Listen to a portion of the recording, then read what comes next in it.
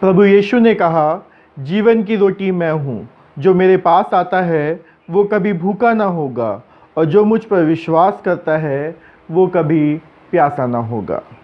आइए हम सब परमेश्वर के हम 227 में परमेश्वर को आदर स्तुति देने के लिए अपनी प्रातःकालीन आराधना विधि का इस्तेमाल करेंगे। प्रातःकालीन आराधना विधि पृष्ठ संख्या 5, क्रम संख्या 2, सराहना की विधि।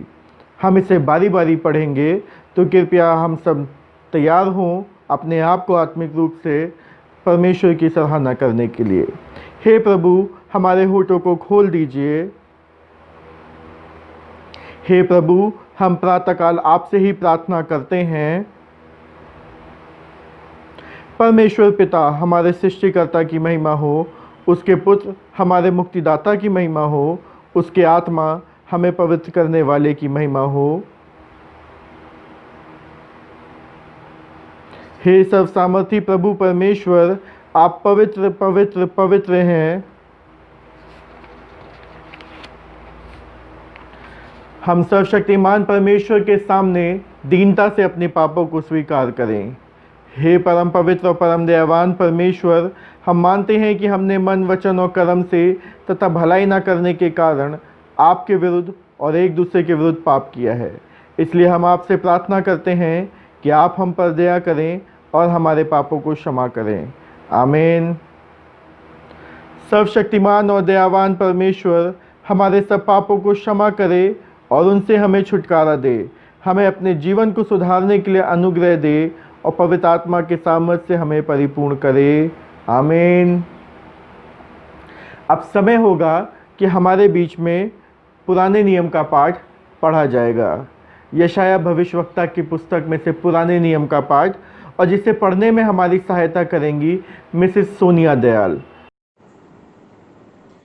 मैं आपके सामने वचन में से पढ़ने के लिए निकालूंगी यशाया 41, उसकी 8 आयत से लेकर 13 आयत तक। यशाया 41, 8 से 13। हे मेरे दास इज़राइल, हे मेरे चुने हुए याकूब, हे मेरे मित्र अब्राहम के वंश, तू जिसे मैंने पृथ्वी के दूर दूर देशों से लिया और पृथ्वी की छोर से बुलाकर ये कहा, तू मेरा दास है, मैंने तुझे चुना है और तजा नहीं। मत डर, क्योंकि मैं तेरे संग हूँ। इधर उधर मत ताक, क्योंकि मैं तेरा परमेश्वर हूँ। मैं तुझे दृढ़ करूँगा और तेरी सहायता करूँगा। अपने धर्म दाहिने हाथ से मैं तुझे संभाले रहूँगा। देख, जो तुझसे क्रोधित हैं वे सब लज्जित होंगे, जो तुझसे झगड़ते हैं उनके मुंह काले होंगे और वे नष्ट होकर मिट जाएंगे। जो तुझसे लड़ते हैं उन्हें ढूंढने पर भी तू ना पाएगा। जो तुझसे युद्ध करते हैं वे नष्ट होकर मिट जाएंगे, क्योंकि मैं तेरा परमेश्वर यहोवा तेरा दाहिना हाथ पकड़कर कहूँगा, मत डर, मैं तेरी सहायता करूँगा। ये परमेश्वर का वचन है। परमेश्वर का धन्यवाद हो। आमीन। अब समय होगा कि हमारे बीच में उत्तरवादी पाठ पढ़ा जाएगा। उत्तरवादी पाठ कृपया निकालें भजन संहिता, और इसे पढ़ने में हमारी सहायता और मदद करेंगे डॉक्टर एरिक विल्सन और उनका परिवार। बारी बारी से उत्तरवादी पाठ पढ़ने के लिए हम निकालेंगे भजन संहिता 56। भजन संहिता 56।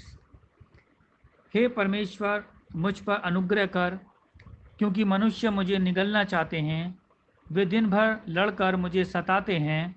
मेरे द्रोही दिन भर मुझे निगलना चाहते हैं, क्योंकि जो लोग अभिमान कर कर मुझसे लड़ते हैं वो बहुत है। जिस समय मुझे डर लगेगा मैं तुझ पर भरोसा रखूंगा। परमेश्वर की सहायता से मैं उसके वचन की प्रशंसा करूंगा। परमेश्वर पर मैंने भरोसा रखा है, मैं नहीं डरूंगा। कोई प्राणी मेरा क्या कर सकता है।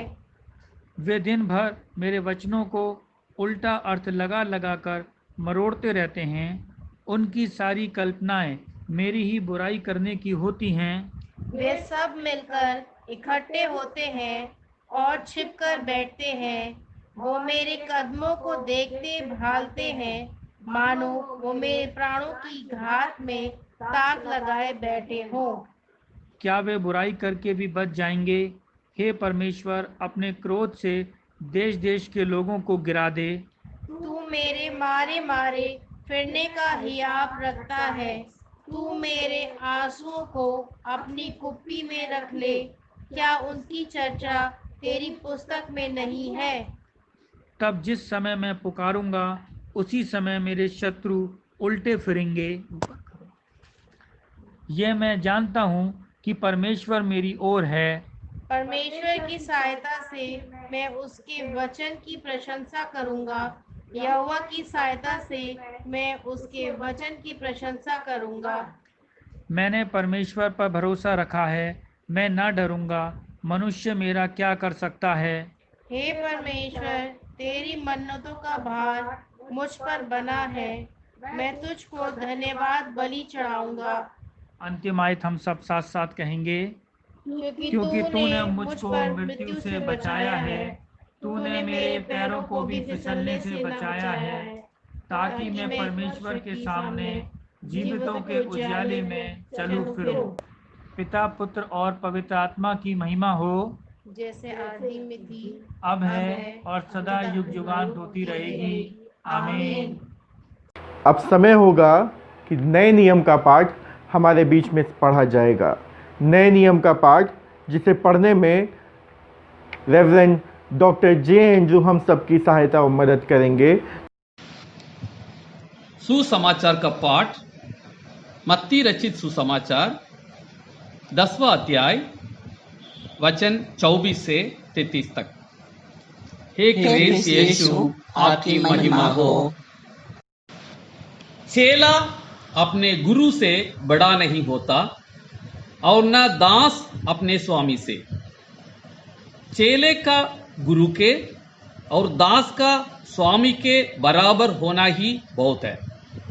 जब उन्होंने घर के स्वामी को शैतान कहा तो उसके घर वालों को क्या कुछ ना कहेंगे? इसलिए मनुष्यों से मत डरना, क्योंकि कुछ ढका नहीं खोला ना जाएगा और ना कुछ छिपा है जो जाना ना जाएगा।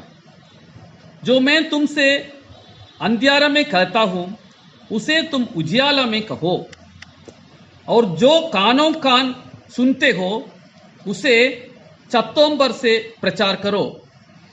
जो शरीर को घात करते हैं पर आत्मा को घात नहीं कर सकते, उनसे मत डरना, पर उसी से डरो जो आत्मा और शरीर दोनों को नरक में नष्ट कर सकता है। क्या पैसे में 2 गौरैयों नहीं बिकती? तो भी तुम्हारे पिता की इच्छा के बिना उनमें से एक भी भूमि पर नहीं गिर सकती। तुम्हारे सिर के बाल भी सब गिने हुए हैं, इसलिए डरो नहीं, तुम बहुत गौरैयों से बढ़कर हो।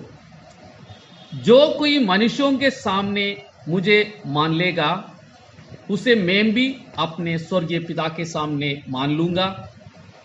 पर जो कोई मनुष्यों के सामने मेरा इनकार करेगा, उसे मैं भी अपने स्वर्गीय पिता के सामने इनकार करूंगा।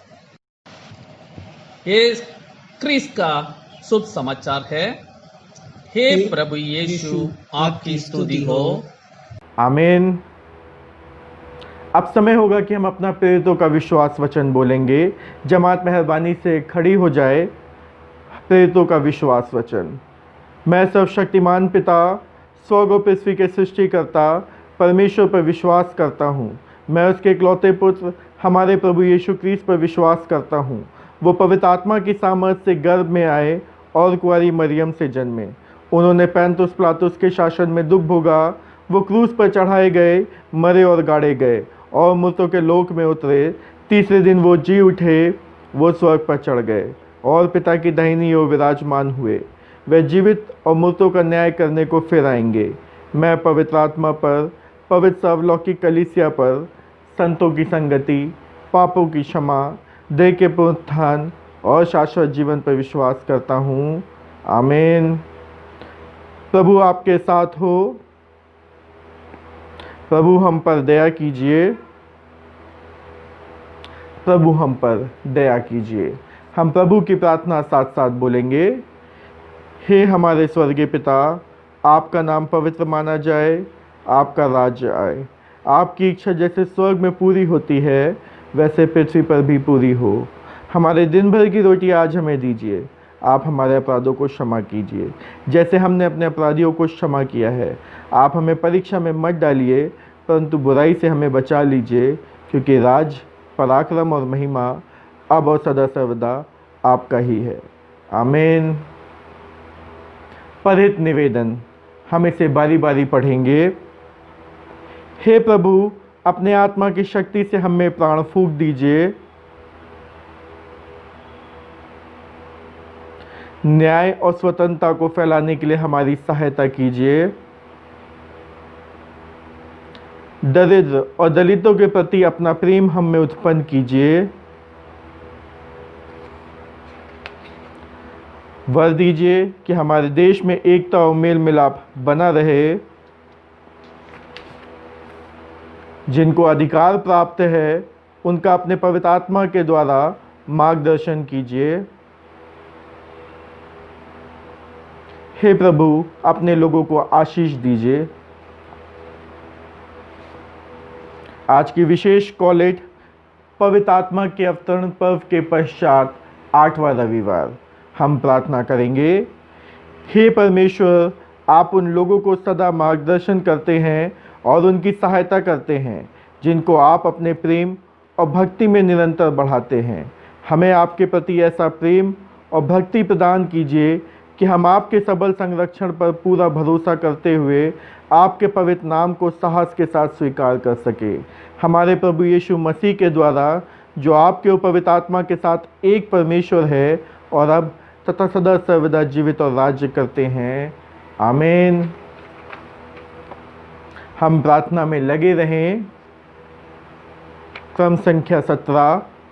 हे प्रातःकाल के सृष्टिकर्ता परमेश्वर, आपने अंधकार को दूर किया और आप संसार में प्रकाश लाए। आप हमारे मध्य से पाप के अंधकार को मिटा दीजिए। हमारे हृदय में अपने सत्य का प्रकाश उत्पन्न कीजिए और हमारे हाथों को भले कार्य करने के लिए सबल बनाइए।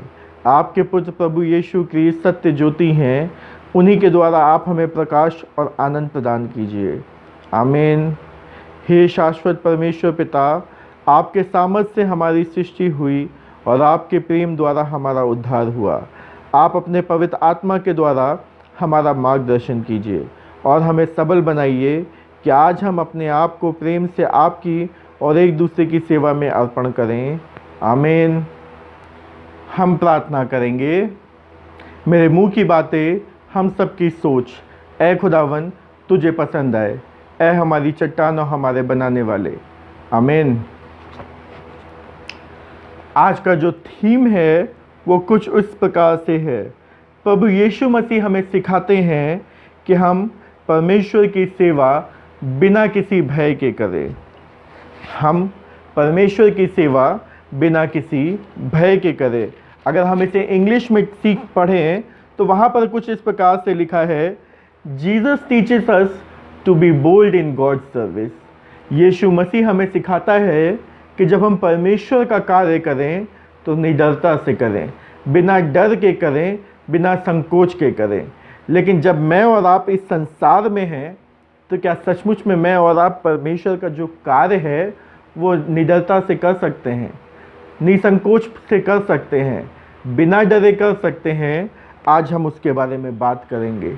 आज हम उसके बारे में मनन करेंगे, क्योंकि जब हम इस संसार में होते हैं, अपनी समझ का सहारा लेते हैं, इस संसार की परिस्थितियों का आकलन करते हैं, तो वो बहुत सी चीज़ें होती हैं जो मुझे बताता है, आपके समक्ष आती हैं और हम और आप सोचने पे विवश हो सकते हैं क्या करें क्या ना करें। क्योंकि जब हम इस संसार में रहते हैं तो बहुत सी परिस्थितियों को हमें ध्यान में रखना पड़ता है, बहुत सी चीज़ों पे हमें मनन करना पड़ता है और उसके बाद जो है हम संसार में परमेश्वर का कार्य करते हैं। क्योंकि हमें डर लगता है संसार के लोगों से, हमें डर लगता है अलग अलग परिस्थितियों से, हमें डर लगता है अलग अलग लोगों से जिनके पास अलग अलग ओहदे हैं। और जब हम इस प्रकार से सबसे डर के परमेश्वर का कार्य करने की कोशिश करते हैं तो क्या होता है? परमेश्वर कहता है निडरता से परमेश्वर का कार्य करो, क्योंकि जो डर के परमेश्वर का कार्य करते हैं वो परमेश्वर का कार्य नहीं कर रहे, वो सिर्फ दिखावा कर रहे हैं कि हाँ मैं परमेश्वर का कार्य करता हूँ, मैं परमेश्वर के पीछे चलता हूँ। क्योंकि परमेश्वर को जो कमज़ोर हैं उनकी ज़रूरत नहीं, परमेश्वर को उन लोगों की जो हल पे हाथ रखें और उसके बाद पीछे पलट के देखें उनकी ज़रूरत नहीं। क्योंकि जब हमने परमेश्वर को पूर्ण मन से चुन लिया है, जब मैंने और आपने चुनाव किया कि हम परमेश्वर के पीछे चलने वाले होंगे, तो हमें और आपको ज़रूरत ये है कि संसार के पीछे ना चलते हुए परमेश्वर पे पूरा भरोसा करने वाले हों। क्योंकि जब हम संसार पे भरोसा करते हैं, परमेश्वर पे भरोसा करते हैं और दोनों में से बेस्ट चूज़ करने की कोशिश करते हैं, तो हमेशा हमें लगता है संसार में मेरा ज़्यादा फ़ायदा है। क्योंकि हम हमेशा फ़ायदा और नुकसान देखते हैं, जहाँ ज़्यादा फ़ायदा दिखा हम वहाँ जाने की कोशिश करते हैं, जहाँ हमें नुकसान दिखा वहाँ से हम दूर रहने की कोशिश करते हैं। लेकिन परमेश्वर का कलाम जो है वो साफ कहता है कि जब तुमने मनुष्यों के बीच मुझे अपना लिया तो मैं भी अपने स्वर्गीय पिता के बीच तुम्हें अपनाने वाला हूँगा। और जब कभी हम उनके सामने परमेश्वर का इनकार करते हैं तो जब हम स्वर्ग में पहुँचेंगे वो भी मेरा और आपका इनकार करने वाला होगा। आज के वचन में हम यही पाते हैं किस प्रकार से हमें और आपको परमेश्वर का कार्य करने की ज़रूरत है। सोच करके देखिए, जब मैं और आप गलत कार्य करते हैं तो मेरे मन में डर आता है, आपके मन में डर आता है, हम सब के मनों में डर रहता है कि यार कहीं किसी को पता ना चल जाए, कहीं कुछ ऐसा ना हो जाए, कहीं कुछ वैसा ना हो जाए, मुझे इसके लिए जवाब ना देना पड़े, मुझे इसके लिए लोग पकड़ ना ले, मेरे घर के सामने बलवा ना हो जाए, लोग जो हैं वो इकट्ठा ना हो जाए, सबको अगर पता चला तो क्या होगा, सब लोग मेरे बारे में क्या कुछ कहने वाले होंगे। ये हम सोचते हैं कब? जब हम गलत कर रहे हों। लेकिन सोच करके देखिए, जब हम सही कर रहे हैं, परमेश्वर का कार्य कर रहे हैं, तब भी हम लोगों से डरें, संसार से डरें, परिस्थितियों से डरें तो क्या फ़ायदा। जब गलत कर रहे हैं तब तो डर ही रहे हैं, जब सही कर रहे हैं तब भी डर रहे हैं। तो क्या इस तरह से हम परमेश्वर का कार्य कर सकते हैं? क्योंकि बाइबल बताती है चोर आया चोरी करने, लेकिन परमेश्वर आया ताकि हम सबको बहुतायत का जीवन देने वाला हो। लेकिन हम उसे लेने से डर रहे हैं, कहीं इसको प्राप्त कर लिया तो संसार जो है वो मुझसे और आपसे छूट जाएगा। और मुझे आपको संसार से बड़ा प्रेम है, संसार की चीज़ों से बड़ा प्रेम है। बड़ी गाड़ी हो, बड़ा घर हो, बड़ा पैसा हो, सब कुछ बड़ा हो। क्यों? क्योंकि उससे मेरे और आपकी पहचान होगी, उससे लोग जानेंगे कि मेरी क्या हैसियत है, उससे लोग जानेंगे कि हम कहाँ पर स्टैंड करते हैं।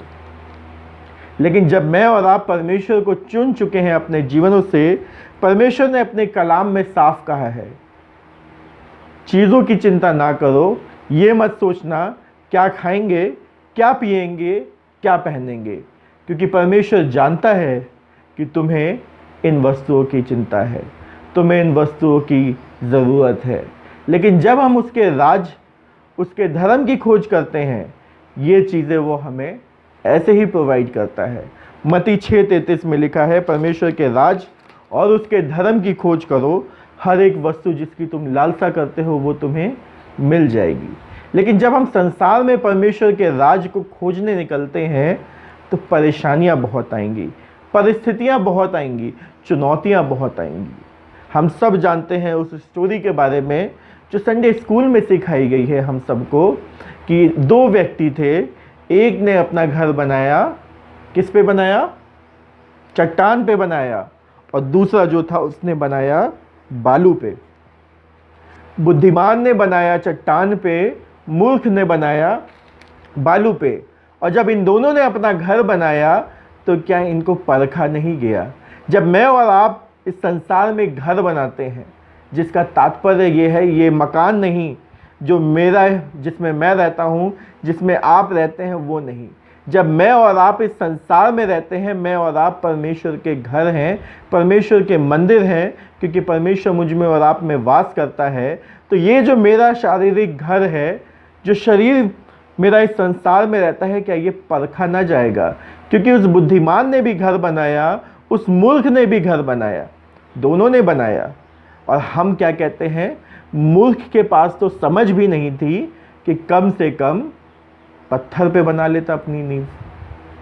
हम उसे मूर्ख कहते हैं, लेकिन शायद मैंने और आपने भी आज अपने जो घर हैं वो बालू पे बना रखे हैं। हमें लगता है कि हमने पत्थर पे बनाए हैं, लेकिन हम और आप बालू पे खड़े हैं, क्योंकि ये जो संसार है ये बालू है। आज मैं ख़त्म हो जाऊं, आप परमेश्वर में सो जाएं, तो कल के रोज़ मैं और आप मिट्टी कहलाएंगे। एक क्षण नहीं लगेगा, लोग कहेंगे सो एंड सो कि मिट्टी हो गई है, उसमें शिरकत करने जाना है। क्योंकि एक क्षण में मैं और आप क्या होंगे, मिट्टी बन जाएंगे।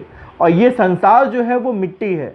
मिट्टी जो है, बालू जो है वो कमज़ोर होती है, लेकिन पत्थर जो है वो मजबूत होता है। इस संसार पे जब मैं और आप भरोसा करते हैं तो वो कमज़ोर है, लेकिन मुझे और आपको इसी संसार के ऊपर भरोसा है। लेकिन ये जो परमेश्वर है, परमेश्वर का कलाम है, वो पत्थर है। वो कल भी एक सा था, आज भी वही है, आने वाले समय में भी वही रहेगा। लेकिन हमने दुनिया को बदलते हुए देखा है। कल किसी और रूप में थी, आज किसी और रूप में है, आने वाले समय में किसी और रूप में होने वाली होगी। और हम जानते हैं कि जो कुम्हार होता है वो मिट्टी को कोई भी शेप दे सकता है। कई बार बच्चों को हम देखते हैं वो मिट्टी के अलग अलग चीज़ें बनाने की कोशिश करते हैं, क्योंकि मिट्टी को हम जैसे चाहें वैसे ढाल सकते हैं, वो मजबूत नहीं होती है। लेकिन परमेश्वर का कलाम कल भी सेम था, आज भी वैसा ही है, आगे भी सदियों तक वैसा ही रहेगा। हम और आप बदलते हैं, वो नहीं बदलता। उसके नाम की जय। और जब हम उसके नाम की जय करते हैं तो किस प्रकार से जय करते हैं, ये सोचने का विषय है। कहीं संसार से डर के धीमे से तो नहीं बोल रहे कि परमेश्वर के नाम की जय, ताकि पड़ोसी ना सुन ले, पड़ोसी को ना पता चले कि इस घर में मसीही लोग रहते हैं। और कई बार हम अपनी आइडेंटिटी जो है वो लोगों से छुपाना चाहते हैं, अपने घरों में प्रार्थना नहीं करना चाहते, अपने घरों में परमेश्वर की हम्दो सिताइश नहीं चाहते, अपने घरों में शुक्रगुजारी की प्रार्थना नहीं रखवाना चाहते, सिर्फ इसलिए कि पड़ोसी को ना पता चल जाए कि हम ईसाई हैं। क्यों? क्योंकि हम लोगों से डरते हैं, संसार से डरते हैं। लेकिन परमेश्वर का कलाम आज मुझसे और आपसे कह रहा है, जब तू परमेश्वर का कार्य करे तो बिना डरे कर। जब तू परमेश्वर की सेवा करे तो बिना डरे कर। क्योंकि लिखा है यशायाह नबी की पुस्तक में, जो हमारे बीच में आज पढ़ी गई, तू जिसे मैंने पृथ्वी के दूर दूर देशों से लिया है और पृथ्वी के छोर से बुलाकर ये कहा कि तू मेरा दास है, मैंने तुझे चुना है और तजा नहीं। मत डर, क्योंकि मैं तेरे संग हूँ। इधर उधर मत ताक, क्योंकि मैं तेरा परमेश्वर हूँ। कई बार हम जब संसार में होते हैं, पड़ोसियों को देखते हैं, दूसरों को देखते हैं, सबको देखते हैं कि मेरी सहायता कौन करेगा, मेरी मदद कौन करेगा। परमेश्वर कह रहा है मत डर, क्योंकि मैं तेरे संग हूँ। इधर उधर मत ताक, मैं तुझे दृढ़ करूँगा और तेरी सहायता करूँगा। अपने धर्माए दाहिने हाथ से मैं तुझे संभाले रहूँगा। सोच करके देखिए, जब यीशु मसीह अपने कलाम में कह रहा है कि वो मुझे और आपको संभाले रहेगा, तो क्या मुझे और आपको किसी और की ज़रूरत है, किसी और से सहायता मदद की ज़रूरत है कि वो मेरा हाथ थामे, आपका हाथ थामे और हम इस सफ़र को पूरा करने वाले हों? जब बच्चा जो होता है अपने माता पिता को देखता है तो उसे किसी और की ज़रूरत नहीं होती है। उसे पता होता है कि वो उन हाथों में है जो उसको संभालने वाले होंगे, जो उसके लिए पर्याप्त हैं, और वो उनकी तरफ देखता है जब वो किसी परिस्थितियों में फंसता है। कई बार हम बच्चों को देखते हैं कि जब वो चलना शुरू करते हैं तो हम उनको चलने के मदद करने के लिए क्या देते हैं, वॉकर देते हैं। और ये मेरा भी अपना एक्सपीरियंस है, क्योंकि मैं अपने बच्चे को बड़ा होते हुए देख रहा हूँ। तो जब देख रहा हूँ कि वो वॉकर पे चलना शुरू कर रहा है, तो क्या होता है, जब वो कहीं फंस जाता है तो कोशिश करता है निकलने की, लेकिन जब नहीं निकल पाता है वॉकर में बैठे बैठे, तो वो अपने माता पिता की तरफ देखता है कि उसको वहाँ से बाहर निकाले। उसे पता है कि उसे किसी और की तरफ देखने की ज़रूरत नहीं है, क्योंकि ये वो हाथ हैं जो उसे उन परिस्थितियों से बाहर निकालेंगे। परमेश्वर मुझसे और आपसे कहता है, मैं तुझे संभाले हूँ, इस संसार में संभाले है, हर एक परिस्थिति में संभाले है। तो क्या आज मुझे और आपको लोगों की तरफ देखने की ज़रूरत है, संसार की तरफ देखने की ज़रूरत है कि ये मुझे संभालेंगे? क्योंकि मेरा और आपका परमेश्वर मुझे संभालता है, मुझे और आपको बनाए रखता है। और जब वो मेरे साथ है तो मुझे और आपको क्या करना है? कुछ नहीं करना है, क्योंकि कई बार हम इसमें बड़े खुश रहते हैं, परमेश्वर मेरे लिए सब कुछ करे, लेकिन मुझे और आपको परमेश्वर के लिए समय नहीं है, जीवन नहीं दे सकते, उसके लिए अपने आप को समर्पित नहीं कर सकते। लेकिन परमेश्वर का कलाम साफ कह रहा है कि परमेश्वर तो मुझे और आपको संभालने के लिए तैयार है, लेकिन उसके लिए मुझे और आपको भी अपने जीवन में बदलाव लाने की ज़रूरत है। क्या बदलाव लाने की ज़रूरत है? फिलिपियों की पुस्तक 1 अध्याय पद 27 लिखा है, केवल इतना करो। क्या लिखा है? केवल इतना करो कि तुम्हारा चाल चलन मसीह के सुसमाचार के योग्य हो। तुम्हारा चाल चलन मसीह के सुसमाचार के योग्य हो। और ये जो बात है बड़ी छोटी सी है, लेकिन सारांश जो है वो बहुत बड़ा है, क्योंकि परमेश्वर की जितनी टीचिंग है उन सब को वो इसमें ले करके समायोजित है। क्योंकि अगर हम परमेश्वर के कलाम के अनुसार चलने लगे तो फिर हम परमेश्वर के राज के वारिस अपने आप बन जाते हैं। लिखा है, केवल इतना करो कि तुम्हारा चाल चलन मसीह के सुसमाचार के योग्य हो। चाहे मैं आकर तुम्हें देखूं, चाहे ना भी आऊं, तुम्हारे विषय में यही सुनूं कि तुम एक ही आत्मा में स्थिर हो। बहुत से लोग होते हैं, जब किसी को आता हुआ देखते हैं तो अपने आप को बदल लेते हैं, अपना बिहेवियर बदल लेते हैं, अपने जो स्टाइल है उसको बदल लेते हैं। कई बार हमारे और आपके घरों में जब मेहमान आते हैं तो हम क्या करते हैं?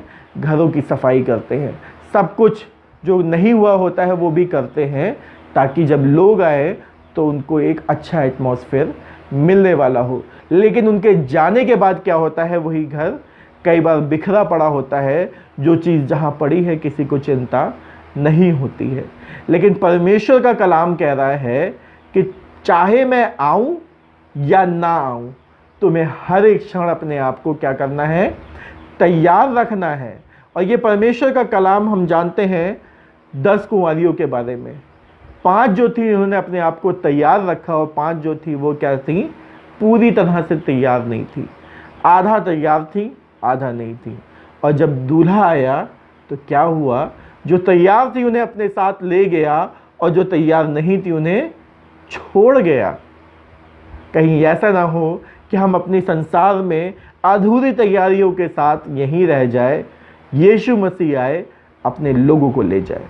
लिखा है, चाहे मैं आऊँ चाहे ना भी आऊँ, तुम्हारे विषय में यही सुनूं कि तुम एक ही आत्मा में स्थिर हो और एक चित्त हो करके सुसमाचार के विश्वास के लिए परिश्रम करते हो। सुसमाचार के विश्वास के लिए परिश्रम करते रहते हो, और किसी बात में विरोधियों से भय नहीं खाते।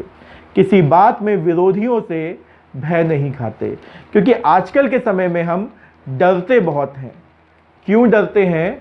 क्योंकि हमें लगता है मेरा और आपका बचाने वाला जो है वो मुझे और आपको जब बचाएगा तब बचाएगा।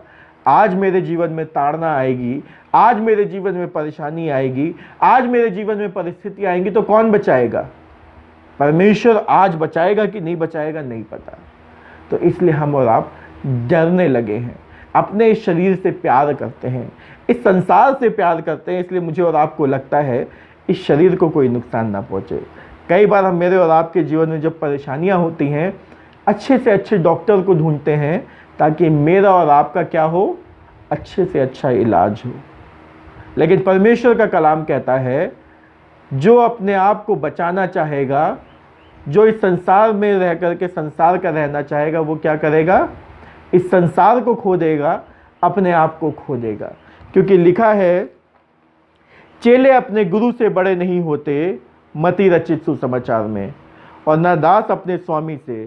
चेले का गुरु के और दास का स्वामी के बराबर होना ही बहुत है।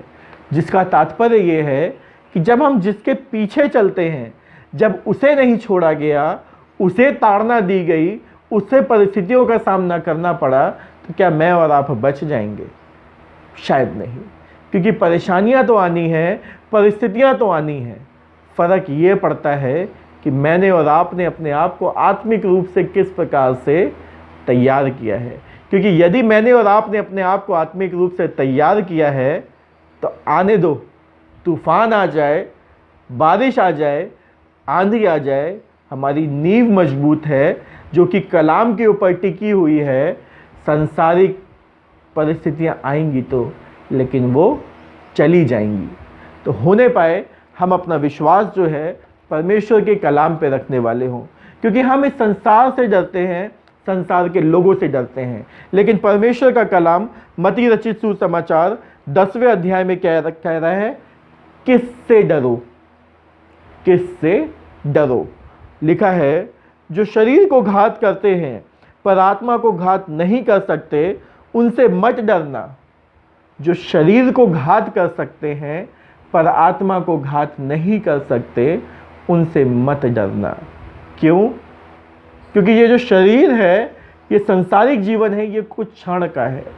हो सकता है 50 साल, 70 साल, 80 साल, लेकिन उसके बाद मुझे और आपको इस संसार से रैलत करके जाना है। लेकिन आगे लिखा है उससे डरो जो आत्मा और शरीर दोनों का नाश कर सकता है, जो आत्मा और शरीर दोनों को नरक में नष्ट कर सकता है। हमने शरीर के बारे में तो सोच लिया, लेकिन इसके अंदर जो आत्मा है उसके बारे में क्या? कई बार मेरे और आपके पास समय नहीं होता कि हम इसके बारे में भी सोचने वाले हों कि मेरी आत्मा का क्या होगा यदि आज ही के रोज़ मैं अपने आप को इस संसार से अलग पाता हूँ, यदि आज ही के रोज़ मेरा और आपका बुलावा आता है। क्या मैंने अपनी तैयारी पूरी की है? क्या आपने अपनी तैयारी पूरी की है? कहीं ऐसा तो नहीं संसार के डर से, संसार के लोगों की हाँ में हाँ मिलाते हुए परमेश्वर को नाराज़ करते चले आ रहे हैं। संसार को तो हमने ऊपर उठा करके अपने सर पे बैठा लिया, लेकिन परमेश्वर से दूर हो गए। लिखा है तुम्हारे पिता की इच्छा के बगैर कोई भी पक्षी जो है वो नहीं गिरता, क्योंकि वो उनके बारे में जानता है, उनको अपने मनों में बसाए रखता है। और परमेश्वर का कलाम कहता है कि उसने मेरे और आपकी जो शक्ल है वो अपनी हथेली पे बना रखी है, उसकी हथेली पे गुदी हुई है। तो जब वो वहाँ पर है तो क्या वो मुझे और आपको भूल सकता है? लिखा है क्या 1 पैसे में 2 गौरैया नहीं बिकती, तो अभी तुम्हारी पिता की इच्छा के बिना उनमें से एक भी भूमि पर नहीं गिर सकती। और आगे लिखा है तुम्हारे सिर के बाल गिने हुए हैं, इसलिए डरो नहीं कि तुम बहुत गौरैयों से बढ़कर हो। डरो नहीं। तात्पर्य परमेश्वर मेरा और आपका आज, कल और आने वाला कल सब कुछ जानता है। उसकी मर्जी के बगैर पत्ता नहीं हिलता, उसकी मर्जी के बगैर गौरैया नहीं गिरती।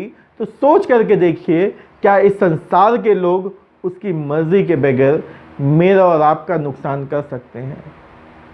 शायद नहीं। लेकिन जब परिस्थितियां आती हैं तो कई बार वो मुझे और आपको परखना चाहता है कि मेरा विश्वास कितना मजबूत है, आपका विश्वास कितना मजबूत है। क्योंकि जब हम उसको संसार में स्वीकार करते हैं, आप सब जानते होंगे मेरे जीवन के विषय में कि जब मेरे जीवन में कठिन समय आया, परिस्थितियां आई, तो सोचने के लिए मैं विवश हुआ कि आखिर मेरे ही साथ ऐसा क्यों है। समय की दरकार है, नहीं तो मैं अपने जीवन की गवाही बताता कि किस प्रकार से जब मेरे जीवन में चुनौतियां आई, मेरे जीवन में परिस्थितियां आई, तो मैं सोचने पे विवश हुआ कि यीशु मसीह ने मुझे ही क्यों इन परिस्थितियों में डाला है, क्यों वो मुझे इतना कठिन समय से लेकर के चल रहा है जहाँ पे कई बार मैं अपनी हिम्मत जो है वो हारने लगा हूँ। लेकिन उसके बाद मैंने जाना कि परमेश्वर जो है एक बड़े चीज़ के लिए, एक बड़े समय के लिए मुझे जो है वो तैयार कर रहा है। लिखा है, जो कोई मनुष्य के सामने मुझे मान लेगा उसे मैं भी अपने स्वर्गीय पिता के सामने मान लूँगा। जब कठिन समय आता है तो हम क्या करते हैं, परमेश्वर की दुहाई देने लगते हैं। अय्यूब के विषय में हम जानते हैं कि जब अय्यूब के जीवन में कठिन समय आया तो बहुत से लोगों ने उससे कहा, उसकी अपनी पत्नी ने उससे कहा कि परमेश्वर की दुहाई दे और उसके बाद यदि तू मर भी जाए तो क्या नुकसान। जब मेरे और आपके जीवन में कठिन समय आता है तो शायद मैं और आप भी परमेश्वर पे क्वेश्चन मार्क बनाते हैं, क्वेश्चन मार्क बनाते हैं, क्या ये सचमुच में है भी कि नहीं है। क्योंकि यदि है तो मेरे जीवन में ये परेशानियां क्यों हैं, क्योंकि हम उनका सामना नहीं करना चाहते। हमें लगता है हम सिर्फ अपने कंफर्ट जोन में रहें, हर एक चीज़ मेरे अनुकूल हो, मेरे लिए कोई भी चुनौती जीवन में ना आने वाली हो। लेकिन अय्यूब के जीवन में जब चुनौतियां आईं तो हम आगे चल करके क्या देखते हैं, परमेश्वर ने उसे आशीषें दी, बहुतायत की आशीषें दी, और जो कुछ उसके पास था उसका गुना 2 गुना यानी कि 4 गुना भी उसको मिलने वाला हुआ। क्यों? क्योंकि उसने संसार में रहते हुए लोगों के बीच में, अपनी पत्नी के बीच में, अपने दोस्तों के बीच में, मित्रों के बीच में परमेश्वर को नहीं छोड़ा, उसको माना। उसने क्या कहा, यदि मैं परमेश्वर के हाथ से उत्तम उत्तम पदार्थ ग्रहण करने पाऊँ तो क्या उसके हाथ से ताड़ना ना ग्रहण करूँ। क्योंकि हमें और आपको लगता है जब तक सामने वाले के हाथ से मुझे और आपको अच्छी वस्तु प्राप्त हो रही है, सामने वाला बहुत अच्छा, लेकिन जिस किसी दिन मुझे और आपको उसकी वजह से कठिन परिस्थितियों का सामना पड़े, शायद वो मेरे और आपके लिए सबसे बड़ा विरोधी बन जाता है, सबसे बड़ा दुश्मन बन जाता है। लिखा है, जो कोई मनुष्य के सामने मुझे मान लेगा उसे मैं भी अपने स्वर्गीय पिता के सामने मान लूँगा, और जो कोई मनुष्य के सामने मेरा इनकार करेगा उसे मैं भी अपने स्वर्गीय पिता के सामने इनकार करूँगा। जब मैं और आप इस संसार में हैं तो चुनाव मुझे और आपको करना है कि मैं और आप संसार में किस प्रकार का जीवन जीते हैं। कहीं ऐसा तो नहीं कि लोगों को दिखाने के लिए हम परमेश्वर को त्याग रहे हैं, क्योंकि यदि ऐसा हम करते हैं, अपना जीवन इस प्रकार से जीते हैं, तो हम इस संसार में रह करके संसार के हो गए हैं, परमेश्वर के नहीं हैं। और जब हम इस प्रकार से इस संसार में रहेंगे तो जब समय आएगा कि हम परमेश्वर के राज में प्रवेश करेंगे तो हमारा और आपका हिसाब किया जाएगा, और हम उससे कहेंगे, हे प्रभु, हे प्रभु। वो मुझसे और आपसे कहेगा, हे पापी, मैं नहीं जानता कि तू कौन है। होने पाए हम सब अपने आत्मिक दौड़ में दौड़ते रहें, अपने आप को आत्मिक रूप से तैयार करें कि वो समय आने वाला हो जब हम अपने आप को परमेश्वर के राज में प्रवेश कराने वाले हों, अपने आप को परमेश्वर के लिए समर्पित करने वाले हों। क्योंकि जब हम परमेश्वर के राज में प्रवेश करते हैं तो उसके नाम को आदर और स्तुति अर्पित करने वाले हों। आइए हम प्रार्थना करें। हमसे प्रेम करने वाले सर्वशक्तिमान दयालु पिता परमेश्वर, नम्रता और दीनता के साथ आपके सम्मुख अर्पित हैं। हृदय से आपको धन्यवाद देते हैं परमेश्वर, इस प्रार्थना सभा के लिए जो आपने हम सबको मौका दिया कि हम करने वाले हों। परमेश्वर, होने रहे आपका रहम हम सब पर बना रहे, आपकी कृपा दृष्टि हम सब के ऊपर बनी रहे। आपने आज तक संभाला है, आगे भी संभालने वाले हो। इस प्रार्थना को आपके बेटे हमारे प्रभु यीशु क्रिस्त के नाम से मांगते हैं परमेश्वर, सुनिए और कबूल कीजिएगा, आमीन। अब समय होगा कि हम सब गीत गाएंगे, और इस गीत को गाने में डॉक्टर एरिक विल्सन और उनका परिवार हम सब की सहायता मदद करेगा। हम सब गीत गाएंगे, आज का दिन यहोवा ने बनाया है। और इस गीत के दौरान हम अपना जो हदिया है, जो दान है, वो एक लिफाफे में डाल करके रख सकते हैं। जब कभी भी सहूलियत हो तो हम उसे चर्च तक पहुंचा सकते हैं, या आप मुझसे कांटेक्ट कर सकते हैं ताकि वो चर्च तक वो पैसा पहुंचने वाला हो। हम सब गीत गाएंगे, आज का दिन यहोवा ने बनाया हो।